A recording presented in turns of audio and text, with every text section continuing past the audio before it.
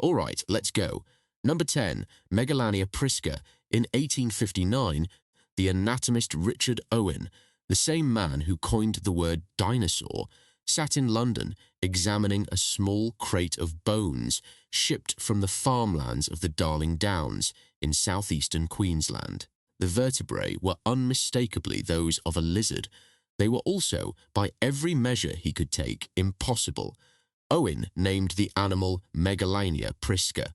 It has since been reassigned to the living monitor genus as Varanus priscus, and every fossil recovered in the century and a half that followed has only sharpened the same conclusion the Australian Museum still records on its species page today. It was the largest terrestrial lizard the Earth is known to have produced. The dimensions are worth stating plainly. Fossils from Bluff Downs, Wellington Caves, Cuddy Springs, Narra Court, and the Lake Eyre region converge on an animal reaching around 5 meters in length, with some reconstructions suggesting more.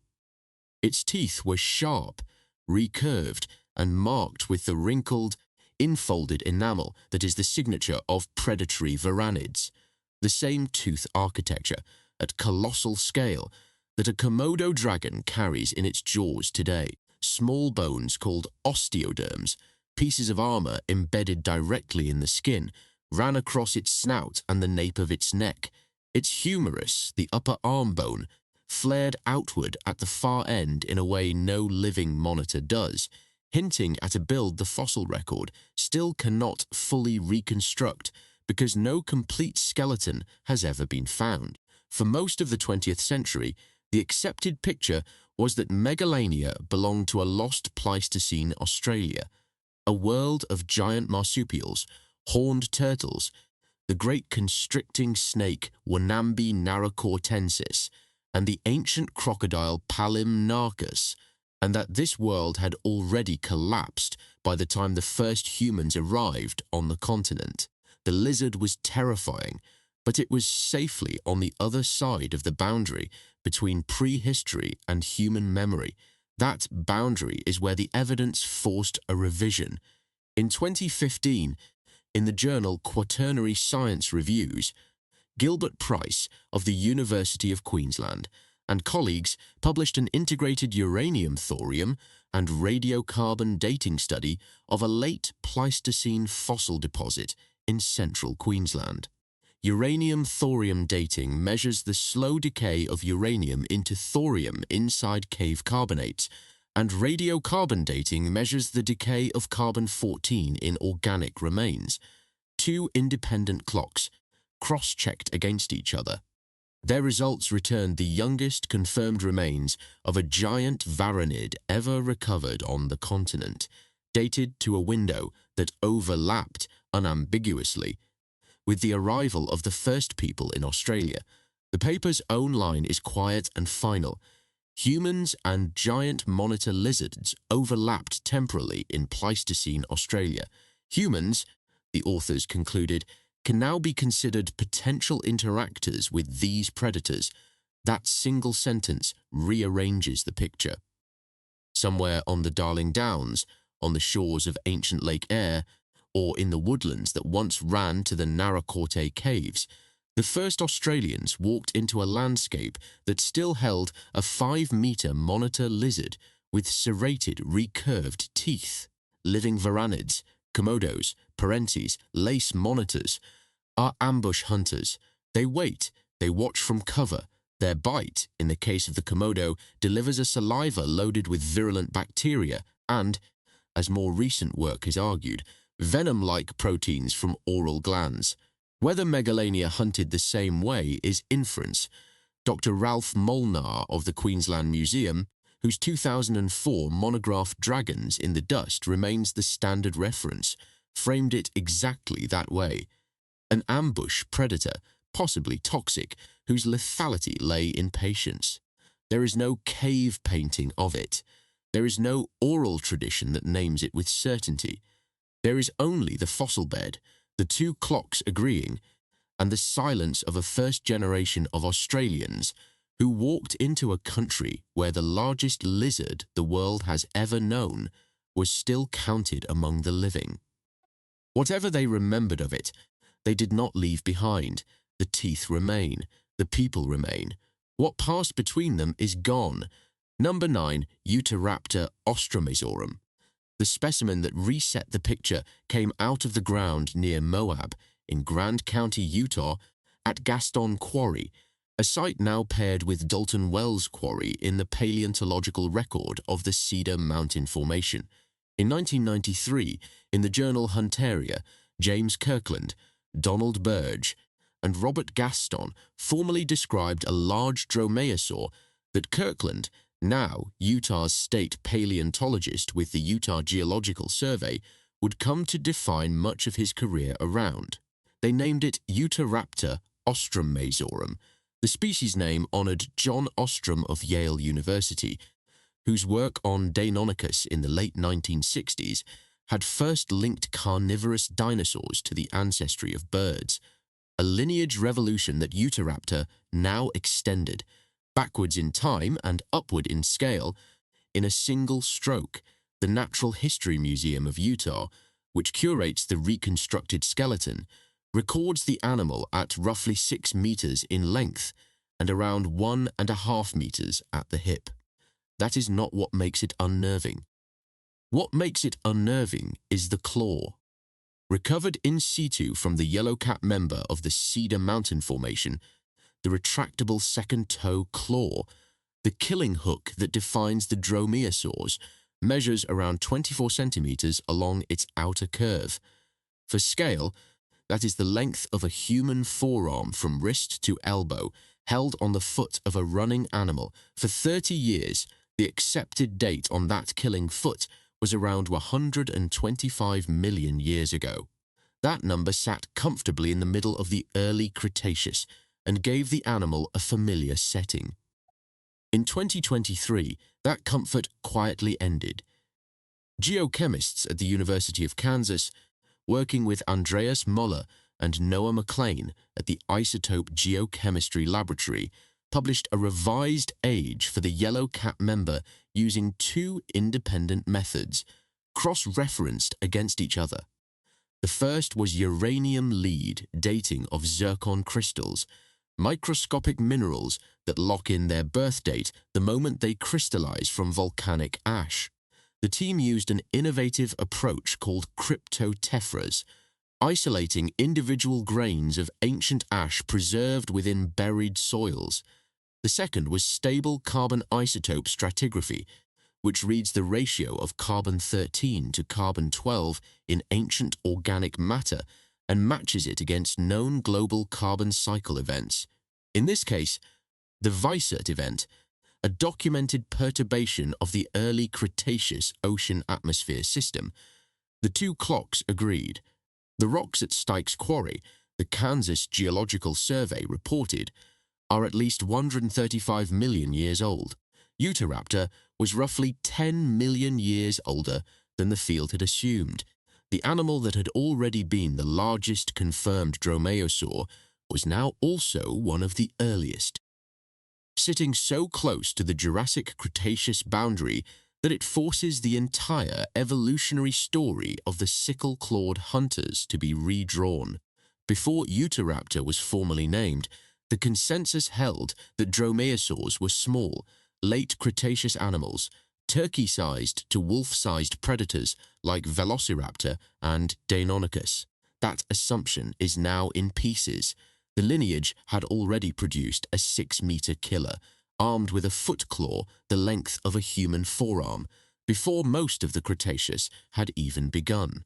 At the Utahraptor Ridge site, a 9-ton block of sandstone recovered in 2001 preserved what appears to be multiple individuals, adults and juveniles, entombed together in what the field has interpreted as a quicksand trap.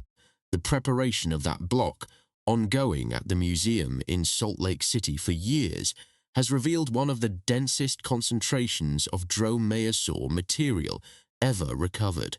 The specific behavior behind the assemblage, pack hunting, opportunistic scavenging, mass mortality, remains inference. The bones do not narrate themselves. What is documented is that they died together in numbers. Under the film industry image of the raptor is an older, larger, heavier animal, killed and killing in a landscape that predates almost every dinosaur most people can name. It stood taller than a man at the hip. Its foot carried a hook the length of a human forearm. And it had already been hunting for millions of years by the time the first tyrannosaur was born. Number 8. Hatzegopteryx thambima. In 2002, the French paleontologist Eric Buffetot, working with the Romanian researchers Dan Grigorescu and Zoltan Shchiki-Seva, published in the journal Comptes Rendus Palaval the formal description of a new pterosaur from the Maastrichtian rocks of the Hatzeg Basin in the Transylvanian region of western Romania. The material was fragmentary, portions of the skull and one humerus, but the humerus alone forced the paper's central claim. Its bone walls were thick, its shaft was massive, its estimated wingspan approached 10 to 12 meters. Buffetot and his colleagues gave the animal a name that, translated, means the astonishment of Hatzeg. It has astonished paleontology ever since. For nearly 15 years, the standard picture of the giant Ashdarchid pterosaurs, Hatzegopteryx, and its more famous North American cousin Quetzalcoatlus, was the one Mark Whitten of the University of Portsmouth and Darren Naish, then at the University of Southampton, had proposed in a 2008 paper in PLOS One. The animals were, in that reading, terrestrial stalkers. Stalks the size of small airplanes, they walked across late Cretaceous floodplains on long limbs and picked up small vertebrates in slender, tongue-like jaws. The image was strange but manageable. Something the mind could hold. Then, in 2017, Whitten and Naish published a follow-up study, this time in the journal Piaget, focused on a single specimen, EME 315, a cervical vertebra referred to Hatzegopteryx, curated at the Transylvanian Museum Society in Romania. What they found rewrote the animal from the neck outward. The vertebra was short, it was stout, its walls were between 4 and 6 millimeters thick, extraordinary for a pterosaur, whose neck bones are ordinarily built like paper tubes. The centrum, the main body of the vertebra, was expanded, creating a cross-section resistant to bending and compression. Muscle attachment scars on the neural spines and along the zygapophyses indicated a heavily muscled neck. The paper's core inference is quoted directly in the study.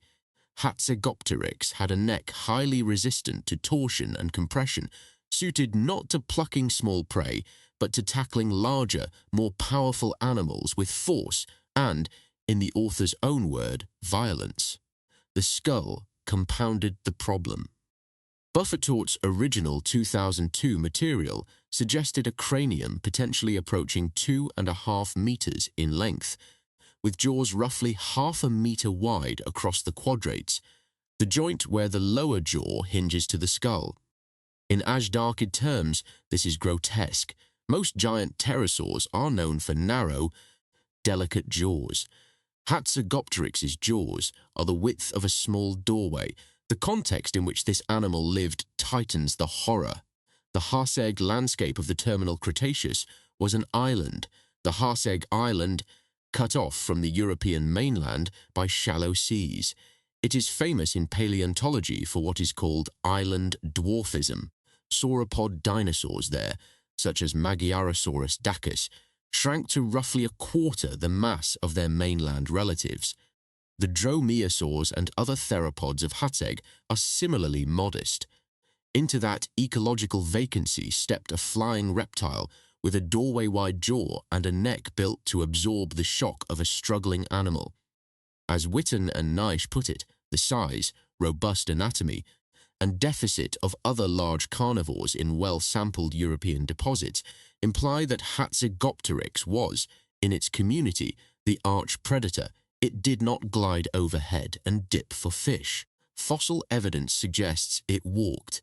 Reconstructions place the folded animal, at roughly the height of a modern giraffe when standing on all fours, its wings tucked into forelimbs used as walking supports.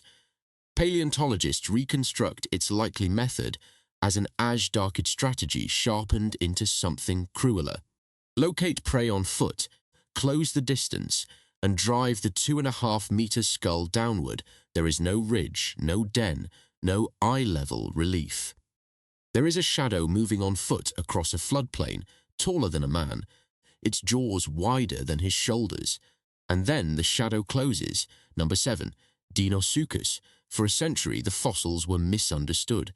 Vertebrae, osteoderms, and teeth the size of railroad spikes had been recovered from late Cretaceous deposits stretching from Montana to Mississippi, from New Jersey down into northern Mexico.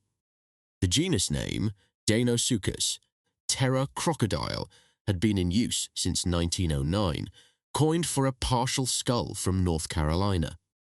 The size estimates were vast. The classification, for decades, was uncertain. Something enormous had lived in the rivers and estuaries along the shores of the Western Interior Seaway, the great shallow sea that once cut North America in half between 82 and 75 million years ago. What that something was, no one had adequately described. In August 2020, in the Journal of Vertebrate Paleontology, Adam Cossette of the New York Institute of Technology College of Osteopathic Medicine at Arkansas State University, working with Christopher Brochu of the University of Iowa, published a systematic review that finally imposed order on the material.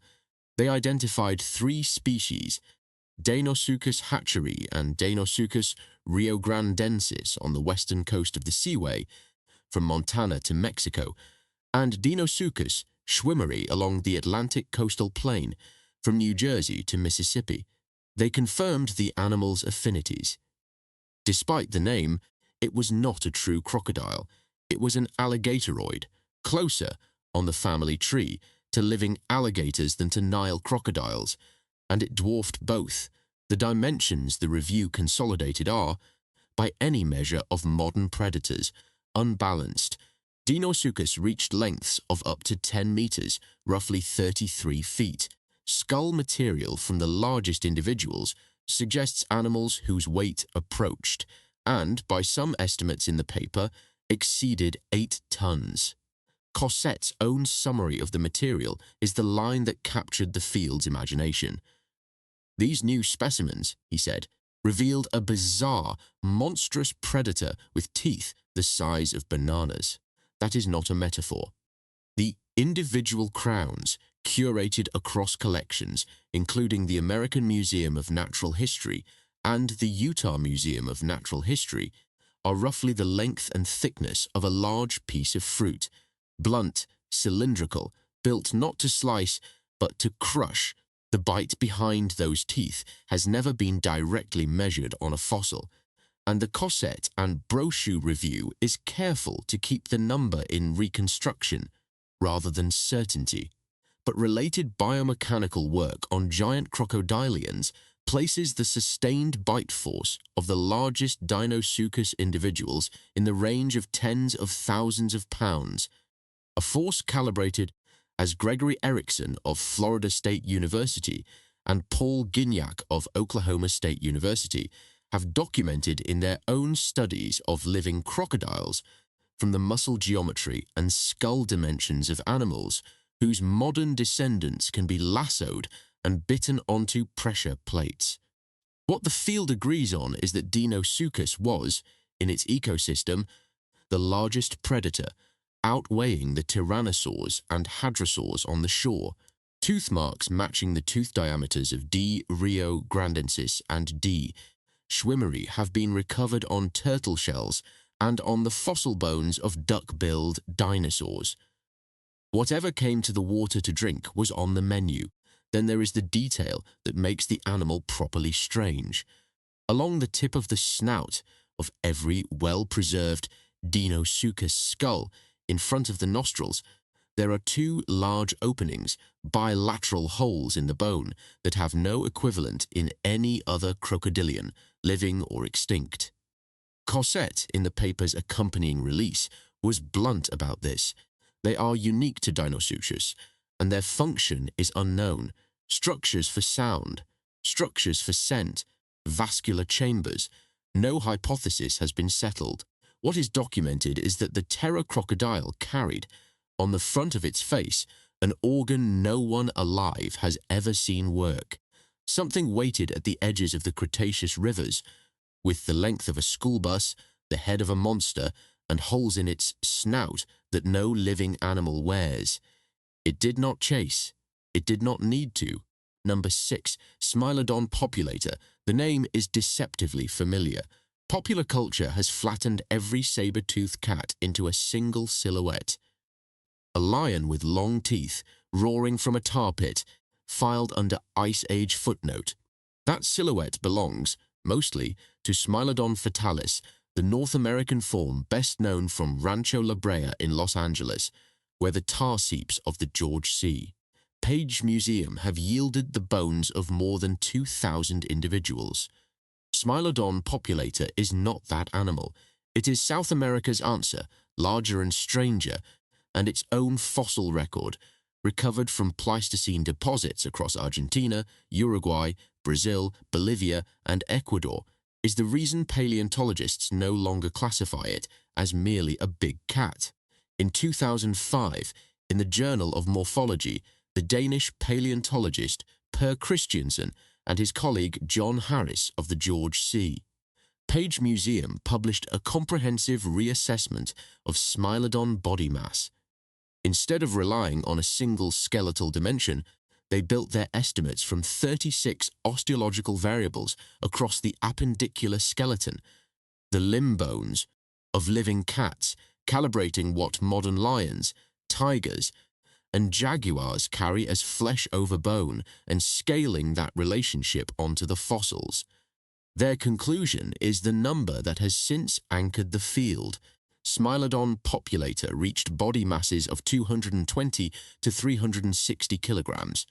Particularly large individuals, they wrote, almost certainly exceeded 400 kilograms. That is heavier than any felid alive today. The Siberian tiger, the largest living cat, tops out below the mid-range of populator. A later study, published in 2020 in a Uruguayan paleontology journal by a team led by Aldo Manzuetti of the Universidad de la República in Montevideo, described an extremely large partial skull recovered from the late Pleistocene of Uruguay. Their estimate for that single individual pushed the mass to roughly 436 kilograms, nearly 1,000 pounds of cat. Skeletal measurements from the museum collections at Rancho La Brea and comparative material from Buenos Aires converge on an animal standing over 2 meters at the shoulder, as tall as an adult human's chest, and reaching around 2.6 meters in body length, but the sabers are the surface. Under the theatrical teeth is the truer, worse fact: the whole cat is thickened. The humerus of Smilodon populator, examined in La Brea specimens by researchers at the Natural History Museum of Los Angeles County, is disproportionately robust, with attachment scars for the deltoid and pectoral muscles that indicate forelimb strength beyond anything modern felids possess. Trauma studies on the La Brea assemblage, the same work that yielded the shoulder and lumbar injury patterns documented by researchers at that museum, suggest an animal that killed by grappling. Populator did not run down its prey and bring it down over a chase. It held it. The forelimbs pinned, the sabers, whose famous 30-centimeter canines were structurally too fragile for a bone-cracking bite, went into soft tissue with surgical patience. The prey list is what completes the picture. Populator lived alongside the giant ground sloth Megatherium, the armored glyptodonts, the saber-toothed relatives of horses now extinct across the continent, and the Pleistocene camelids of Patagonia. It hunted animals that outweighed it. That is not an inference from behavioral modeling. It is the fossil signature of tooth punctures in bones far larger than the cat that made them. There is an unglamorous detail in the Christensen paper worth holding. Earlier body mass reconstructions of the North American Smilodon fatalis had been quietly inflated in the literature for decades. When they were recalibrated with real skeletal data, S. fatalis actually shrank slightly, closer to the range of the Siberian tiger. Populator did not shrink, it stayed. It stayed at 400 kilograms in the woodlands and grasslands of South America, until roughly 10,000 years ago, a window within which the first populations were spreading down the continent. The overlap is documented.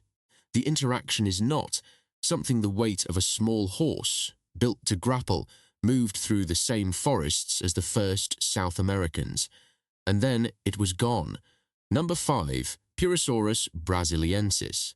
Roughly 8 million years ago in the late Miocene, most of what is now western Amazonia was not rainforest. It was a vast wetland, a system of lakes, swamps, and slow rivers known to paleontology as the Pibas system, draining northward toward what would become the Caribbean, rather than eastward toward the Atlantic. The Solimões Formation in Brazil, the Urumaco Formation in Venezuela, and the Ipururo Formation in Peru preserve what lived in that water. Turtles the size of dining tables, gharials with impossibly long snouts, rodents, the extinct genus Faberomys, reaching the size of modern cattle, and, above all of them in the water itself, a caiman that the science has only recently agreed to fully quantify. The reference specimen is catalogued UFAC 1403, a partial skull curated at the Laboratorio de Pesquisas Paleontológicas at the Universidade Federal do Acre in Rio Branco, Brazil. In February 2015, in the journal PLOS ONE, a team led by Tito Aureliano and Aline M. Ghilardi, working with Edson Guilherme, Jonas P. Souza Filho, Mauro Cavalcanti, and Douglas Riff, published the first formal morphometric reconstruction of an adult Purosaurus brasiliensis built from that skull. The numbers from the paper's own abstract are worth reading exactly as they were published. Total length, approximately 12.5 meters. Body mass, approximately 8.4 metric tons. Sustained bite force, 69 Lewin newtons, around 7 metric tons of force closing on a single point. 7 tons is not a comparative flourish. It is one of the highest sustained bite forces ever calculated for any predator, living or extinct on land. For scale, the highest measured bite of a living saltwater crocodile, the largest crocodilian alive today, sits below 2 tons. The largest T-Rex bite estimates, from Gregory Erickson and Paul Gignac's own work, land in the 3.5-ton range for sustained bite. Purosaurus, in the Aureliano reconstruction, doubles that. Its jaws, at closure, delivered the equivalent of a small elephant standing on a knife. Then the paper adds the detail that changes the horror from acute to constant. The team estimated a mean daily food intake for the animal at 40.6 kilograms, roughly 90 pounds of flesh, every day for years. To sustain an 8-ton body running on a reptilian metabolism, Purosaurus was consuming, by conservative estimate, a mass of meat equivalent to a small adult human, daily, in one specific ecosystem, in one specific region of what is now Brazilian Acre, for millions of years. The dental morphology is consistent with the arithmetic. Purosaurus's teeth were not the slicing daggers of a fish-eater, but broad, blunt, robust crowns built for crushing bone.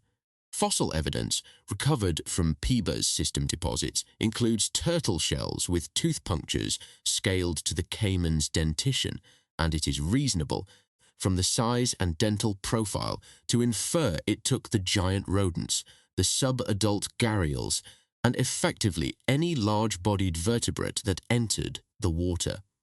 There was no meaningful competition.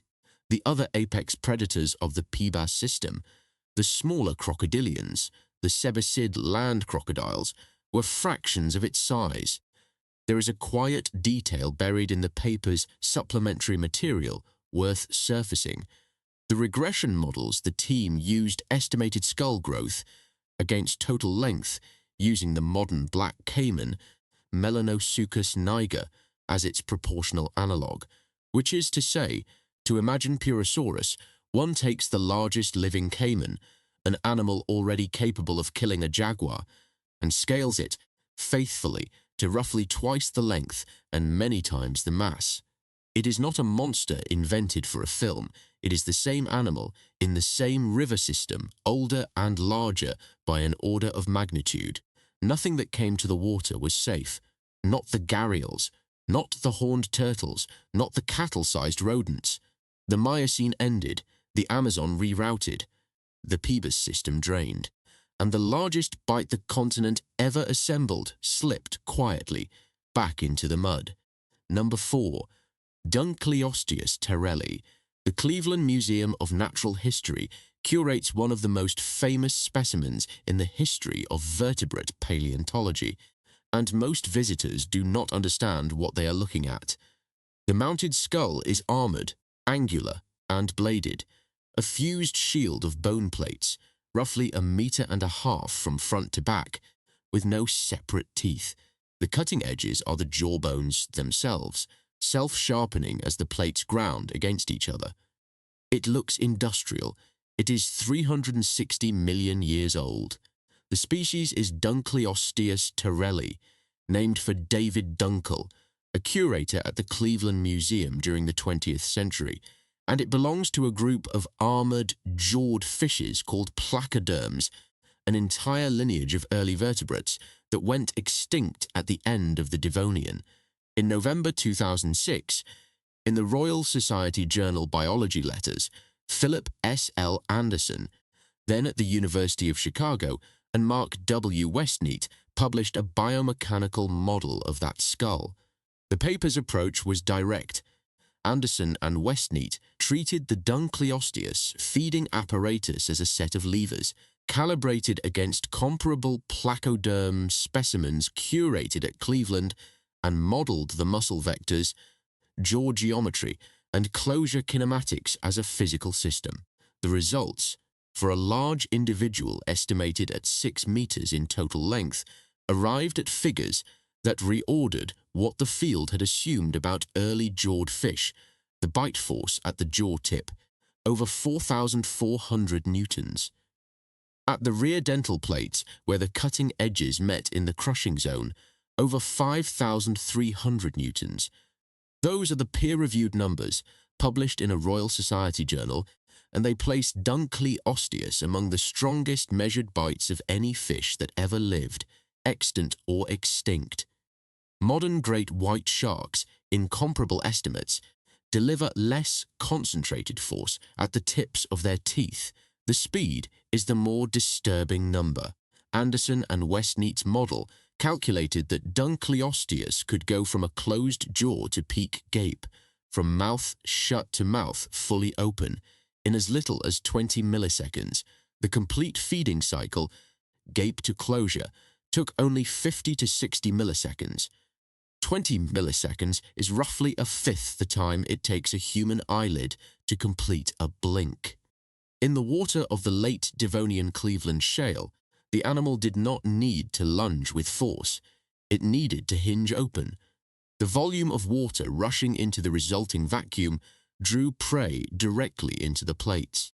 Anderson and Westneat's own summary is technical and final. Dunkleosteus combined suction feeding with an exceptionally powerful bite, an unusual combination in living fish, and one seen at this scale in no vertebrate alive today. The size estimates have been debated. A 2023 reassessment by Russell Engelman of Case Western Reserve University, published in Diversity, argued from body shape allometry that Dunkleosteus may have been shorter and stockier than the classic 6-meter reconstruction suggested. Possibly closer to 4 meters, but proportionally heavier. The revision does not soften the animal, it compresses it. It concentrates the same jaws and the same closure speed into a denser, bull-like body, the Cleveland specimen, where the skull shield is the only preserved element, is consistent with either reading. What is not in dispute is that the head is real, the plates are real, and their geometry was published, tested, and confirmed. There is one detail from the Devonian Cleveland shale that finalizes the horror. In fossil beds surrounding the museum specimen, paleontologists have recovered what appear to be regurgitated boluses of bone and armor, masses of undigested skeletal material apparently expelled by predators. Some of these boluses are inferred, from context, to have come from Dunkleosteus itself. The animal ate other placoderms, other Dunkleosteus, and everything in the water column that could not outrun a jaw hinging open in 1/5 of a blink. The oceans were only just learning what a predator could be. Something in them had already figured it out. Number 3, Leviathan melvillei. In November 2008, a Belgian paleontologist named Olivier Lambert of the Royal Belgian Institute of Natural Sciences in Brussels was walking a Middle Miocene bone bed in the Pisco Formation along the coastal desert of southern Peru. The site, Cerro Colorado, roughly 30 kilometers south of the town of Ica, is one of the richest marine fossil beds on the planet. The bones weathering out of the pale sandstone represented an ecosystem roughly 12 to 13 million years old. Lambert bent to examine a curve of exposed bone. What he had found was a skull.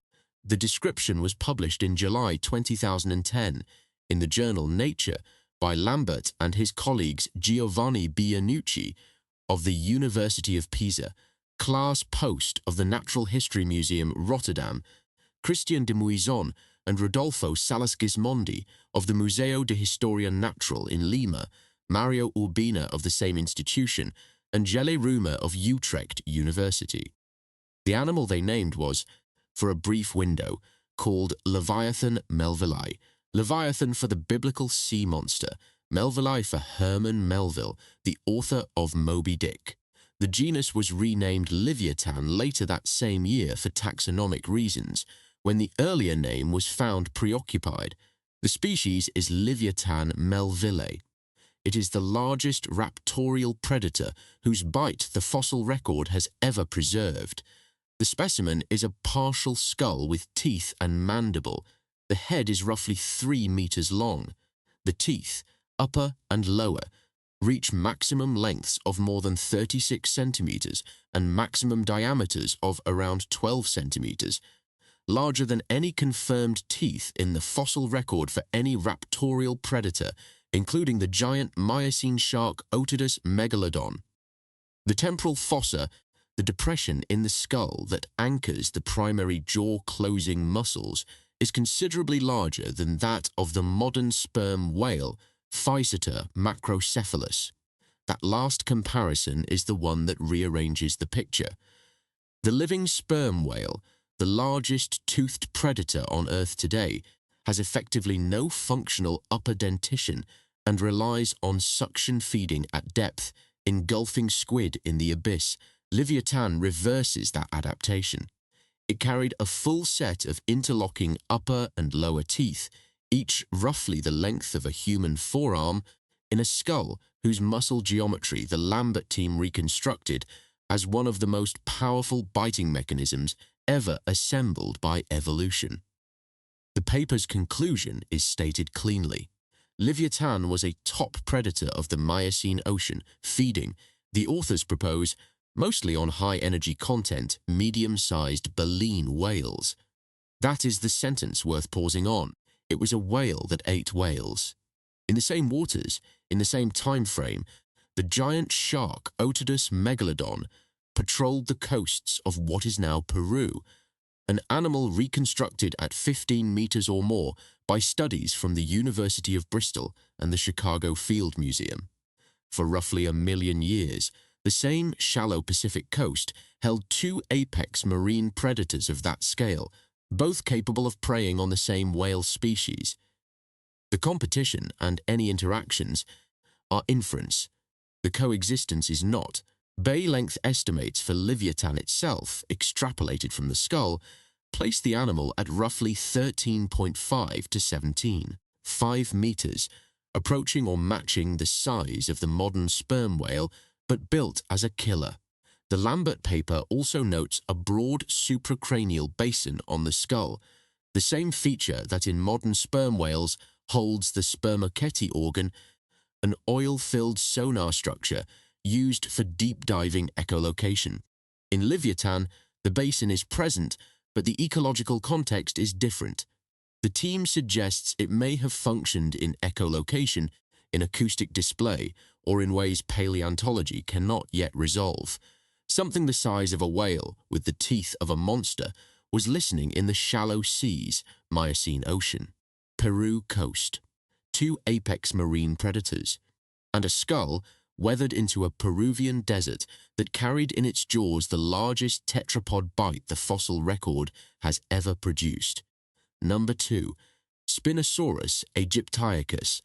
The story that most viewers know is a footnote in 20th century archaeology. In 1912, the German paleontologist Ernst Stromer excavated a partial skeleton from the Baharia Oasis in Egypt. He described it in 1915 as Spinosaurus aegyptiacus. The fossils were transferred to the Bavarian State Collection in Munich. In April 1944, during an Allied bombing raid, the Munich Museum was destroyed. The original type specimen, the only substantial skeleton of Spinosaurus known to science, was reduced to ash. For most of the century that followed, the animal existed in paleontology only as Stromer's drawings and photographs. That absence for decades allowed Spinosaurus to be reconstructed however the field of the moment wished. It was drawn as a taller, sail-backed cousin of Tyrannosaurus rex. It was placed on 2 legs, chasing prey across North African floodplains. The picture was familiar, and it was wrong. In 2014, in the journal Science, Nizar Ibrahim, then at the University of Chicago and now at the University of Portsmouth, published the reconstruction that reset the animal. Working with a new specimen recovered from the Kem group of southeastern Morocco, the fossil beds along the Moroccan-Algerian border that date to the mid-Cretaceous, roughly 95 million years ago, Ibrahim assembled an anatomy no one had reconstructed before. The nostrils were retracted high on the snout. The teeth were conical and interlocking, built for grasping slippery prey. The pelvis was reduced. The hind limbs were disproportionately short. The bone density, measured across the skeleton, was elevated. The same density signature seen in modern semi-aquatic animals like hippos and penguins, used for ballast in water. Then came the tail. In April 2020, in the journal Nature, Ibrahim, working with Simone Maganuco and Cristiano Dal Sasso of the Museo di Storia Naturale di Milano, Matteo Fabri of Yale University, Stephanie Pierce, and George Lauder of the Harvard Museum of Comparative Zoology, and colleagues from the University of Portsmouth and Hassan II University in Casablanca, published the description of Spinosaurus's tail. It was, in the anatomy, unlike any other dinosaur tail on record, extremely tall neural spines, elongated chevrons, a flexible, fin-like organ capable of extensive side-to-side motion. To test whether that tail was functional as a propulsive surface, the team did something paleontology had almost never done. At the Harvard Museum of Comparative Zoology, in a laboratory flume, Lauder's group built a robotic flapping apparatus and mounted physical models of dinosaur tails onto it, Spinosaurus, and a series of terrestrial dinosaurs as controls, including Coelophysis and Allosaurus. They ran the models. They measured thrust. They measured efficiency. The Spinosaurus tail produced greater thrust and greater efficiency in water than the tails of any terrestrial dinosaur tested. Its performance placed it, quantitatively, in the range of extant aquatic vertebrates that swim by lateral undulation, animals like crocodiles and newts. The paper's own summary is quoted directly: unambiguous evidence for an aquatic propulsive structure in a dinosaur. This is the sentence that broke a consensus that had held for more than a century. Non-avian dinosaurs, the textbook line had said, were terrestrial animals. Not any longer. At least one giant theropod, the largest predatory dinosaur ever measured, at estimated lengths of 15 meters or more, longer than Tyrannosaurus rex, had a tail designed to move water. The critique has been vigorous. Paul Sereno of the University of Chicago and colleagues in a 2022 eLife paper argued that Spinosaurus's skeleton is inconsistent with a fully aquatic lifestyle and proposed a semi-aquatic wader model instead. The debate is unresolved. What is not unresolved is the mechanical result. The tail moved water, the bones were dense, the teeth caught fish in the rivers of the Kem 95 million years ago, alongside the enormous predatory dinosaur Carcharodontosaurus and the giant crocodiliform Sarcosuchus. A 15-meter theropod moved through the current with a tail built to hunt beneath the surface. It is not the picture the textbooks drew. Underneath the water, there was another one. Number 1, Tyrannosaurus rex. The animal is so familiar it is difficult to see clearly. Every child knows the silhouette. Every museum in the Northern Hemisphere has a cast of one. Barnum Brown pulled the first partial skeleton out of the Hell Creek Formation of eastern Montana in 1902 for the American Museum of Natural History in New York. Henry Fairfield Osborn, the museum's president, named it Tyrannosaurus rex, the tyrant lizard king, in 1905. For more than a century, popular culture has wrapped the animal in so much narrative that the biology, at some point, disappeared beneath it. The measurements that follow are what remains when the narrative is stripped away. The specimen catalogued FMNH PR 2081 at the Field Museum in Chicago, known publicly as Sue, purchased at auction in 1997 for over $8 million, is the most complete adult Tyrannosaurus rex ever recovered, at roughly 90% of the skeleton preserved. Sue measures 12, 3 meters in length. Mass estimates from the University of Chicago and the Field Museum's own paleontology team place the animal at roughly 8.4 metric tons. The skull alone is 1.5 meters long. The teeth, the largest of which reach approximately 30 centimeters, including the root, and around 15 centimeters of exposed crown, are what Gregory Erickson of Florida State University has publicly called killer bananas, thick, banana-shaped, and serrated along the edges like steak knives.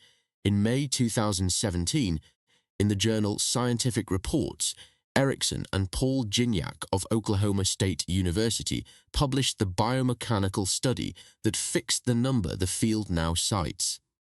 Their approach was, at its core, empirical. They calibrated their models against living crocodiles, lassoed, restrained, and bitten onto a modified pressure gauge. Erickson, in the paper's coverage, described the technique as bull riding for scientists. Once the modern data anchored the model, the team scaled the same muscle geometry, jaw architecture, and tooth-bone puncture mechanics onto the skull of Tyrannosaurus rex. The result was 8,000 pounds of bite force.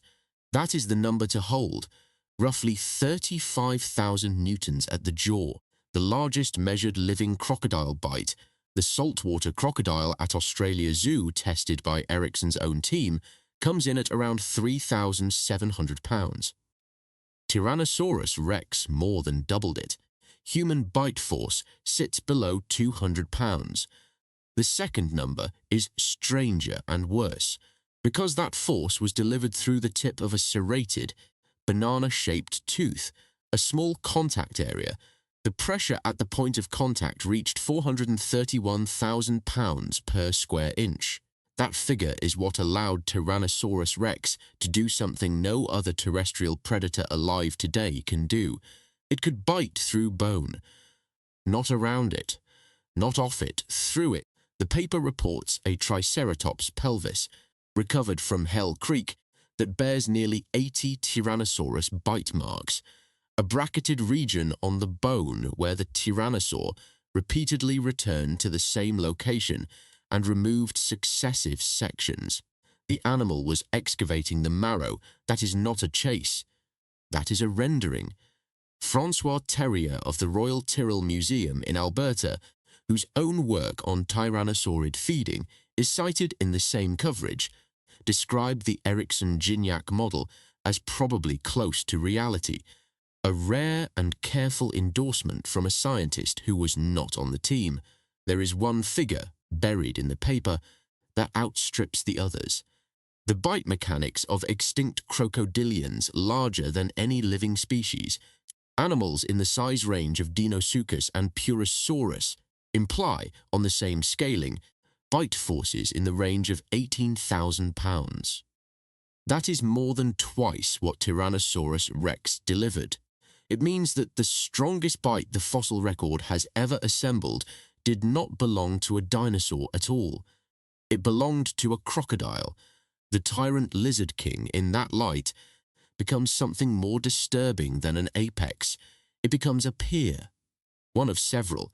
The image the countdown began with, the lone monster at the top of the food chain, was never accurate.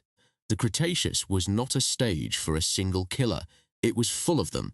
Every one of these animals is real. Every bone is catalogued in a museum drawer or mounted in a hall. Every bite force sits in a peer-reviewed paper, and every one of them, at some point in the Earth's history, was the last thing something ever saw. If you want to see more videos like this, click the video on screen now and make sure to subscribe.